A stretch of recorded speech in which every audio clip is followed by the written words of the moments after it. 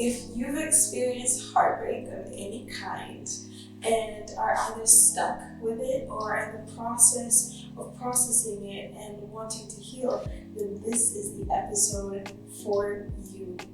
I'm really excited to dive into this topic. I think it's very relevant given that we are at the end of the year and are in a place of reflection. So get out your notebook and pen or pencil and let's begin.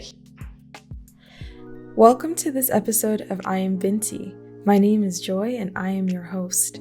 This platform is all about guiding you on a journey of self-discovery and self-actualization. Inspired by my experiences as an African woman and by the experience of women worldwide, this podcast explores how limiting expectations tied to being a daughter or a woman can shape us.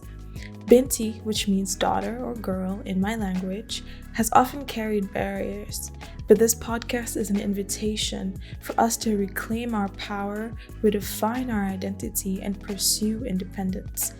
Through honest and vulnerable conversations, we'll explore the sacred journey of becoming who we truly want to be, challenging imposed narratives and societal expectations. I started this podcast to share my journey and empower you to manifest your boldest, most fulfilled self, while displaying what faith and a relationship with God can look like at the center of it all. Thank you for tuning in, and I hope you enjoy this episode of the I Am Binti podcast. Okay, so it is currently December, and as we are wrapping up the year, there's a couple of things that I would think that are happening, that is happening for me on my end. Number one is the time to reflect on everything that has happened over the year, to collect your thoughts, to see if you've achieved your goals. But one of the trends that came out of this winter specifically is the winter arc, which I really love. It was essentially supposed to encourage people to keep going despite the fact that the winter is here. We tend to be sluggish, but also not to give up on the dreams that we have. And I think one of the things that is really important for us to do in this time, as you process your winter arc, as you go through your winter arc, is to do a heart check. To sit down with yourself and think through, what your heart has been through. Where is your heart at this moment? This is definitely the thing that I've been trying to do over the last couple of weeks, and it's been challenging to say the least. Especially because this year particularly, I've experienced a lot of heartbreak. Now, I know I'm not the only one because I've seen the things that my friends have gone through, my family is going through, and there's just a lot happening in the year of 2024. So I just kind of want to start, from the very beginning in talking about heartbreak. What is heartbreak? And also, if I look to the side and not directly at you, it's because I'm looking at my notes. So, we're all in here together in the club. We all fam. So, I started just, the basics. Like, what is the definition of heartbreak? And on Google, the definition was overwhelming distress, which I feel like doesn't do the word justice. Heartbreak is very complicated, and there's so many different things going on that I would rarely just describe it as overwhelming distress. Like, we need more words. But shout out to Merriam-Webster, whose definition was that heartbreak is a crushing grief, anguish, or distress. And I think that probably better summarizes what heartbreak is and what it might feel like. So there's a couple of words that are thrown: overwhelming, we have crushing, we have grief, we have anguish, which is like a very deep pain, and distress. And these are the words that are heartbreaking. I think for women specifically, oftentimes, when we talk about heartbreak, our mind goes to one place.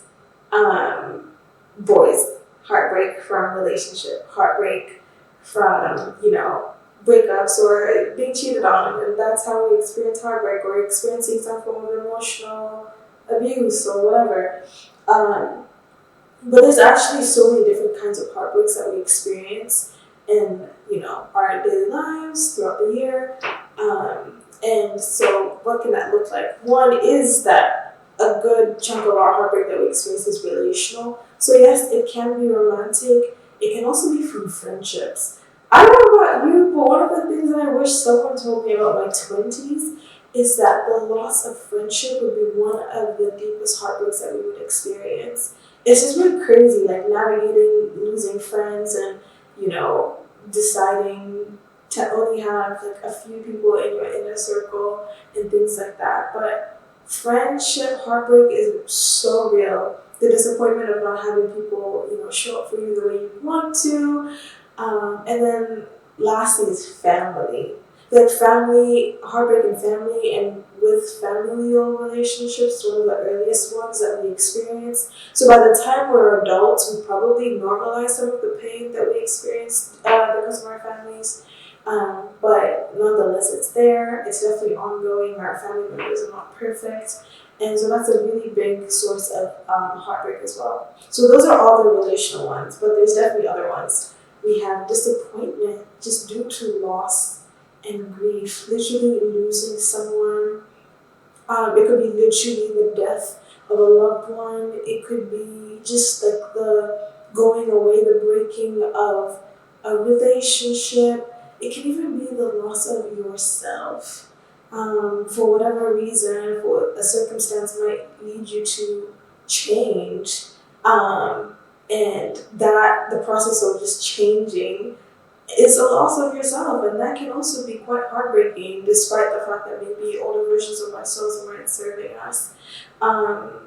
There's professional heartbreak, burnout, rejection at work, failure. These are all types of heartbreak that we can experience. There's existential, which is I think what I was talking about before, existential heartbreak, which is just the loss of your own identity, kind of feeling like you don't know who you are anymore, or just like a loss of purpose and feeling like you're lost in what it is that you're doing at the moment. And lastly, there's just self-betrayal. I feel like every time that we don't show up for ourselves, that can also be a cause of heartbreak. So heartbreak is a word that covers so many different bases. And it's not just as simple as, you know, I got broken up with, this is hard, or, you know, my friend left me. There's different layers and environments that can lead us to being heartbroken, can lead us to be feeling overwhelmed, or to feel really sad, or to have pain. Sometimes that pain is physical pain. I've experienced physical pain because of heartbreak this year. So heartbreak is just something that we experience on the daily. And there's different things that can come out of that place of being heartbroken. So you might be thinking, Joy, I don't care to have this discussion right now. Why is it important for me to be doing a heart check? Why is it important for us to even have this conversation? And I'll tell you that our heart is very, very central to who we are as people. And is also central to who we become and who we want to become. Our heart posture defines the boundaries of our lives. And so the different, you know, heartbreaks that we've experienced, if unhealed and addressed, can dictate our mindsets and then basically draw a boundary on the things that we can achieve. So depending on what and where your heart posture is and is at, there's certain things and certain places that we cannot go to. And that's why it's important to have this discussion, not just like in this podcast, but with yourself and check in about where your heart is. And I learned this kind of the hard way. So here's the thing. Heartbreak is something that happens often, and because of it, we are constantly changing. Literally, the things that happen in our lives that can cause pain can lead us to certain types of change. And you know, I think one of the things that I had said when I had started the On Breaking series was that breaking is a sign that we are alive. It shouldn't necessarily be a bad thing because it's kind of a given that as human beings we're going to experience heartbreak. The thing is, what do we do with it? That's kind of what changes, you know, are the outcomes in our life. And so one of the things that heartbreak is actually good for is that it's a catalyst for transformation and positive change. You know, what can that look like? Examples of what this might look like is that you can get new perspectives and learn new lessons. I feel like sometimes, heartbreak is a result of mistakes that we made, either decisions that we didn't have too much insight into and made ignorantly. And so we can learn new perspectives and gain lessons from those scenarios. I think heartbreak is also good because once we've been hurt, it allows us to better understand what our values are, things that we cannot stand for, or cannot accept, or better yet, things that we want to emulate. So, being in a situation or environments that result in heartbreak are good to teach us certain things. Obviously, heartbreak isn't the only way we can learn, but it's definitely one of the ways that we can learn. The other thing is that it builds resilience. Oftentimes, being in heartbreaking situations allows us to build emotional strength and honestly develop emotional awareness, which all these things sound great. It can also help us improve our adaptability to certain scenarios, just by way of having been in a situation that's similar to that. The other thing that it can do is invoke empathy and compassion within us. So having been in a particular scenario, let's say for example, you are in a relationship with a friend and they're not showing up for you in a way that you would like for them to show up for you, right? It can develop empathy for other people who are in that same scenario, but also in the way that you approach your own relationships, right? Recognizing that I understand the pain of not loving my friends the way they want to be loved. So I will set myself up in my relationships in a way that I will always show up for my friends how they want to be shown up for and when they need it. Just to avoid that kind of pain being felt by someone else. The other thing that it can do, honestly, is it can spur our creativity and innovation. So, for example, for me right now, this is a way that I'm kind of channeling this pain, is being able to talk about it and creating a platform where other people might be able to process their pain as well. It can inspire you to write. Oh my God. Think about all the love songs or the heartbreak songs, the poems that we read, the prose that we read. They're all inspired by situations and environments of potential heartbreak, because I think there's just something about being able to understand what that might feel like and drawing inspiration from those places to create things. It can also lead to innovation as well. I think that the other thing that heartbreak can do is it can lead you to a deeper faith and a deeper connection with your purpose. So you might discover a new purpose by, result of having experienced heartbreak. You can, be drawing closer to God, when you've experienced heartbreak. So these things can definitely lead you closer to your faith.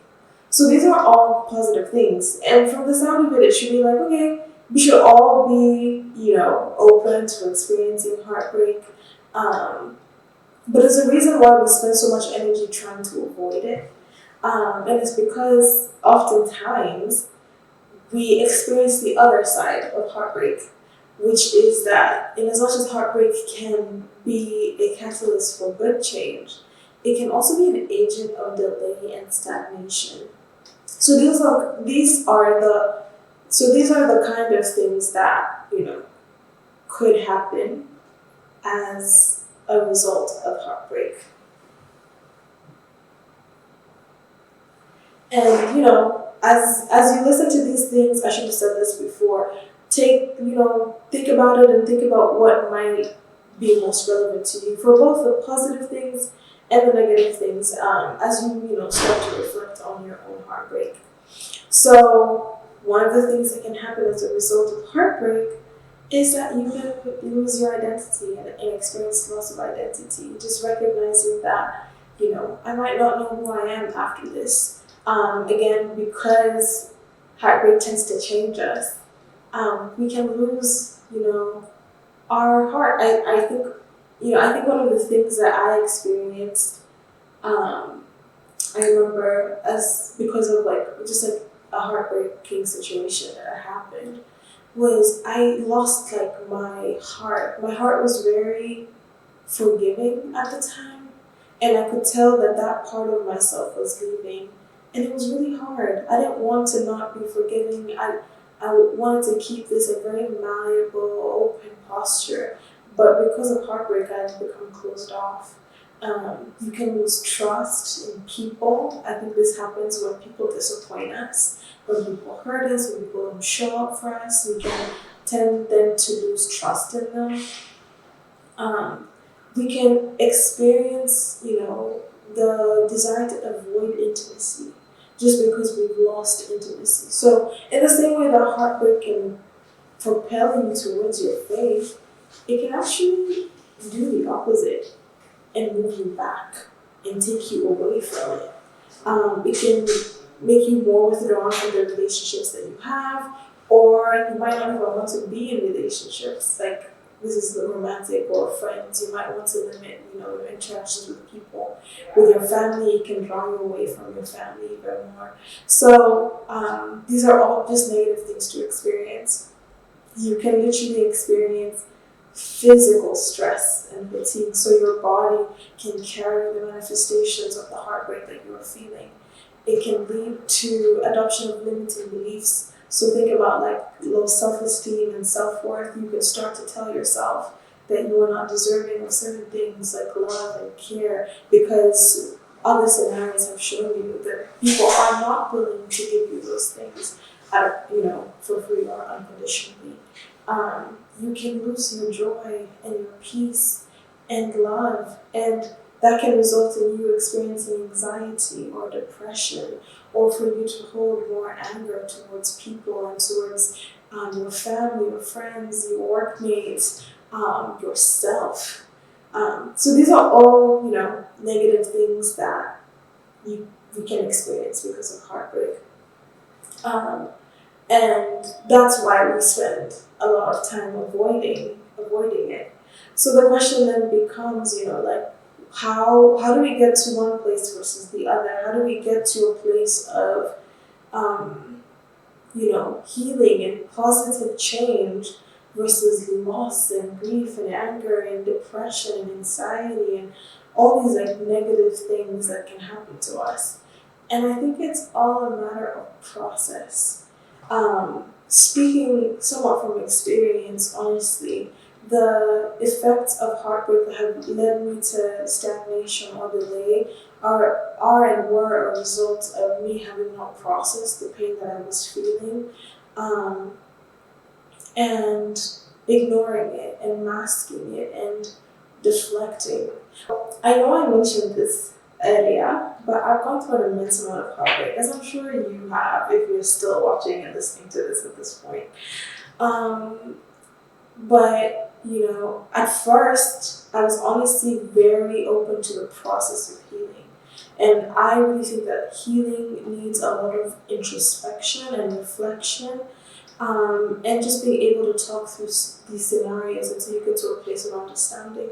So what that looked like for me is that I was journaling. I, started going to therapy to talk through some of these things. I was talking to my friends and learning how to be more vulnerable about the heartbreak that I was feeling. But it got to a place where it just really felt overwhelming, and the level of pain that I was experiencing, especially because it was ongoing, became impossible to deal with. And I already had a good history of deflection, so I started to do things that would soothe me, like watching more shows or, taking my time to help my friends out. Like, yeah, I want to be a good friend and I want to help them, but there's a level to which you can tell that I was like also like avoiding myself and running away from myself and the things that I was dealing with internally. I started to just, shop and all these different things that, you hear about, like, what is it called? Shopping, retail therapy. That was me. I was heavy on retail therapy. And I really stopped journaling. I completely stopped going to therapy. It just wasn't working for me, honestly. And I think these things also happened because I have a very good track record of suppressing and deflecting.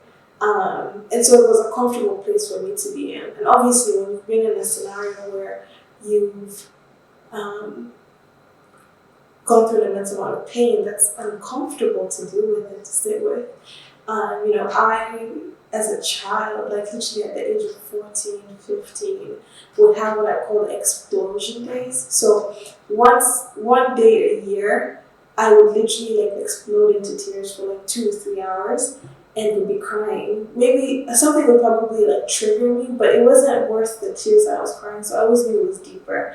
And it's because I was just carrying a lot of pain and not really processing it because it was uncomfortable. So I had done some work, but got to this year, there was just so much that was happening that I was like, you know what, this seems like the best place to be in. And I don't know if that's something that you can relate with, but if it is, I want to let you know that you are not alone. Deflection is so normal. I think sometimes it can even happen subconsciously that our brains will try to protect us from, feeling this immense amount of pain. But the problem with deflection, the problem with escapism, which is, what I was doing as well, the problem with suppression is that it tends to lead us to doing things that are self-destructive. So in the long run, not dealing with our hurt and our pain is actually more harmful than it is for us to temporarily, but effectively sit down with the pain that we were feeling. And I'm not saying this from a place of I've done the work. I'm actually currently in the process of doing this. It literally took me moving cities, having, less community time, and literally God slowing down my entire life. And on top of that, Him literally nudging me like to grieve, to sit with the emotions I was having, to get to a place that I'm in right now, actively working on, trying to understand the emotions that I have. But that's what this is really about. This episode is to encourage you to sit with your emotions. So I know I mentioned that, this is a process that I'm actively going through right now. And I wanted to talk about what the process of grieving can actually look like. Because it's a very important part of, it's a very important step to take in the journey to become healed and to utilize the heartbreak that we have to change positively rather than to be held back and be stagnant. So the first thing, and one of the most painful things that I am doing and will have to continue doing as I experience heartbreak is sit with the pain and the emotions that I'm feeling. What this looks like for me is just being able to recognize the pain that I'm actually feeling, the emotion that I'm actually feeling. I think having language to express the emotions that you're feeling as a result of heartbreak is very important because one, it will help your understanding of what you're experiencing. Two, it will also help those around you who may want to help you, create space for you, surround you, help, go through this with you. So one is just being able to sit and recognize that the emotion is there. This is one of the things that I was told, in therapy. Like, one of the first things is just imagine that your emotion is a ball in water. You're not going to interact with it. You're just going to notice it. Just recognize it. I think part of the process of reflection is that you do everything you can to not recognize that the emotion is there. Yeah, you will sweep it under the rug, and you do anything you can to not recognize that there's an emotion that's making you uncomfortable. Or rather, you might do things that will soothe you and in turn counter the discomfort that you're feeling, the pain that you're feeling, the hurt that you're feeling. But honestly, sometimes even the process of naming the emotion is hard. So what I've found really useful for me is utilizing an emotional wheel. It takes, higher level emotions that I may be feeling, or at least language that I have, like hurt, I feel sad, I feel happy, and it will turn them to be more granular feelings. Like I'm feeling disappointed. Um, I don't remember all the other words on it, but that's exactly what I needed. So an emotional wheel, and I'll put one on the screen. An emotional wheel is extremely important because it helps you to develop the language around the things that you're experiencing. Um, the other thing that you need to do as you sit with your emotion is not just call it out, but to honor the emotion that you're feeling. This is something, again, speaking from experience, that I have gone, so from, something had happened to me, and for literally 4 years, I couldn't call it what it was. I thought that my emotions were exaggerated. I had reacted wrongly to the thing that had happened. And so for 4 years, I did not look at the problem that way. I made excuses for the emotions that I was feeling. But it got to a point where I had to honor the emotions I felt. I felt betrayed. I felt hurt. Sometimes the emotions that we have may feel out of place, may feel like an exaggeration and not the correct response to the action, to the situation. But in the place of sitting with emotions, that shouldn't matter. There's no such thing as a wrong reaction. There's no such thing as a wrong emotion. Where you're at is where you're at, and it's important to honor that, because if you don't honor your emotion in that place, then what you're actually doing is a form of suppression. It's a form of sweeping things under the rug. And if the goal is to eventually come out of that place, you need to know the place that you're actually in. So honor the emotion that you have. It may seem like it's wrong, exaggerated, too much, but it's not, because at the end of the day, you've felt it. So again, with this analogy of a ball and water that you're not supposed to interact with, you're both in the water together. The emotion is something that's separate from you, right? That you're feeling, that you noticed. You can't then change the ball to become a donut. It's a ball. And so you need to be able to call the emotion what it is and say it how it is without trying to change the narrative on what that emotion actually is. Sorry, I'm just looking at my notes. So part of the process of being able to deal or to recognize that emotion is maybe being able to journal about it. Also, just being able to write and think through what you might be feeling and what exactly could have caused what you were feeling. Often heartbreak comes with multiple types of emotions, right? I think sadness or hurt isn't just one of them. There's usually a myriad of emotions that are born out of heartbreak. Being able to write about what you think might have caused said pain is also helpful. It's a way of sitting with it, just recognizing that someone said something and it hurt me. Someone reacted this way. It could be implied. Like, these are the things to think about. Was something that someone said, is that what hurt me? Or was it implied in the person's demeanor and their reaction? Or was it how a certain situation was handled? All these things, again, serve two purposes. One is just recognition.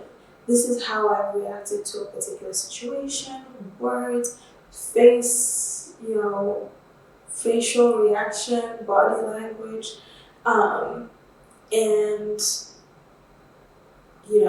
the other thing is it brings understanding for yourself, of yourself, that certain things might bring a reaction of hurt or heartbreak.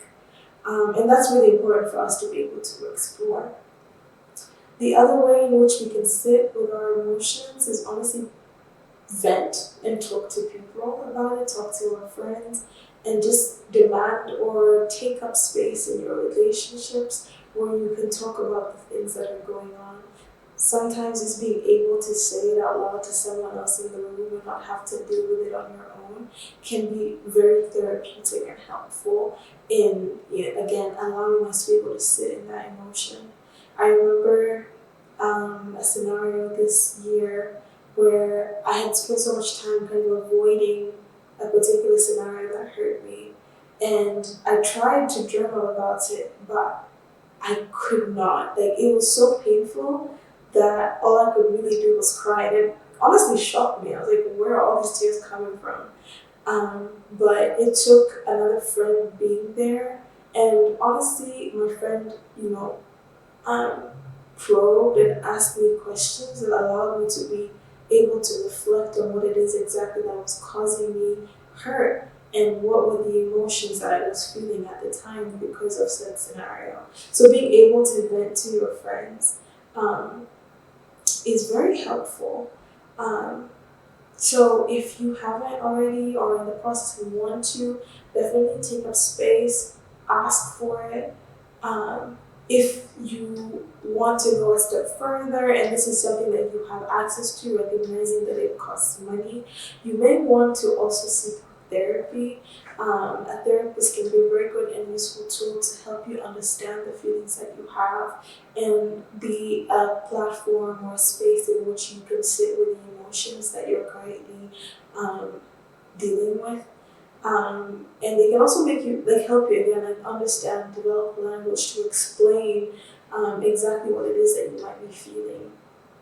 The other thing, if you cannot afford therapy, funny enough, I started doing this recently, is I've been using ChatGPT. I've been using AI to kind of just talk through my emotions and developing language to describe and explain the emotions that I'm feeling. Because I personally struggle with processing emotions. They start out by feeling like a cloud, usually something that I can't really explain.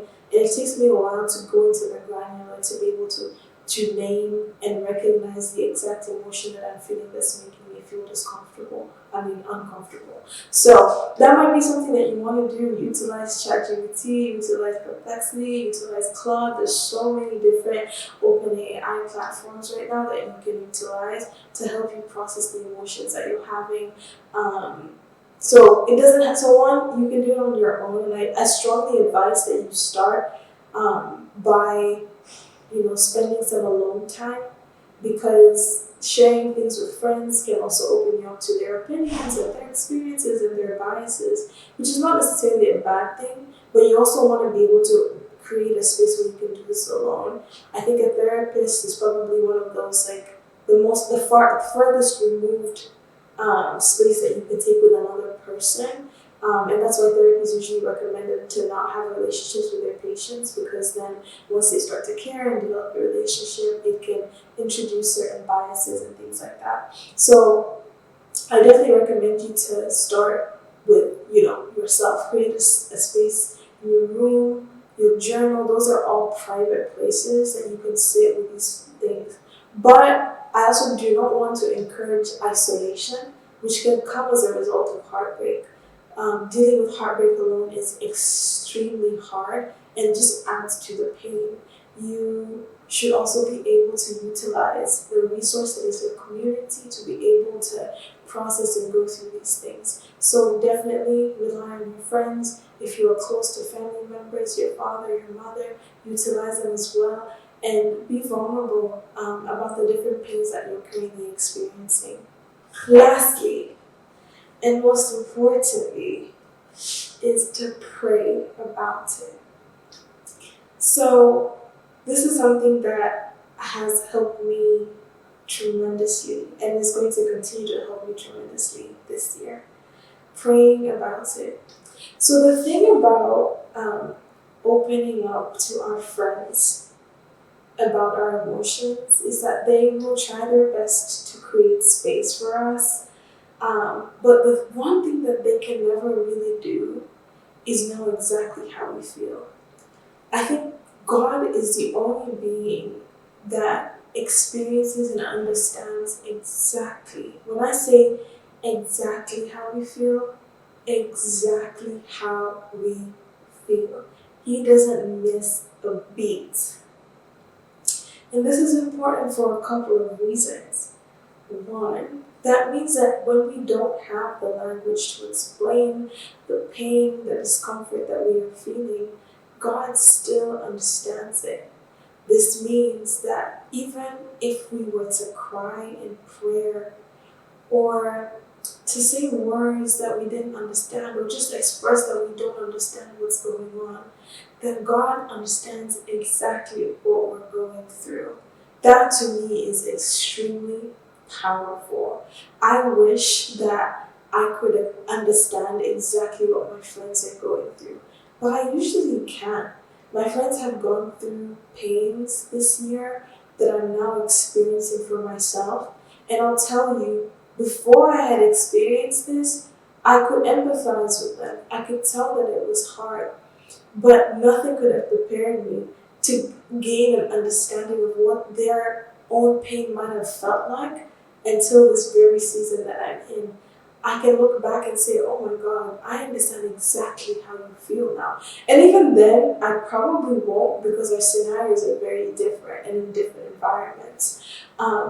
But I think it's extremely powerful to be able to carry our emotions to God because one, God is an emotional being, and as a result, He honors our emotions. God has experienced heartbreak the way that we experience heartbreak. If it's betrayal, if it's infidelity, if it's bullying, if it's rejection, if it's like literally on a daily basis, God experiences these things. And so He understands exactly what we are going through. And this is powerful because that means that God is perfectly positioned to carry the pain that we are feeling with us and from us. One of my experiences that I've had that's allowed me to quite honestly be able to even be in the space where I can grieve and take things to God. And it's an iterative process. It's not something that's going to happen in one day. But I had, gotten together with my friends and we were just catching up on the whirlwind of things that were happening in our lives. There's a lot that, at the time that we were dealing with. And I remember just like listening to my friends and the things that they were going through, the situations that they were facing. And when I tell you it felt impossible, it was impossible. There was quite literally very little that I could do to help, to alleviate, to resolve the issues that they were going through. And so it really felt like this heavy weight. I don't know how else to explain it, but I was so beside myself and quite frankly, was very distraught. So in recognition that the three of us were pretty much helpless in what was going to happen over the next couple of days, we decided that we were going to pray together. And I remember one of the things that I experienced in that moment, one is that I really failed to I didn't have the words to express just how I felt or, what it is that we needed in that moment or that I was feeling in that moment. And in prayer, we all prayed and said that, talked about the needs that we had to God over each other. And we were just having a moment where we were, listening and waiting for God to speak to us. And I have a vision.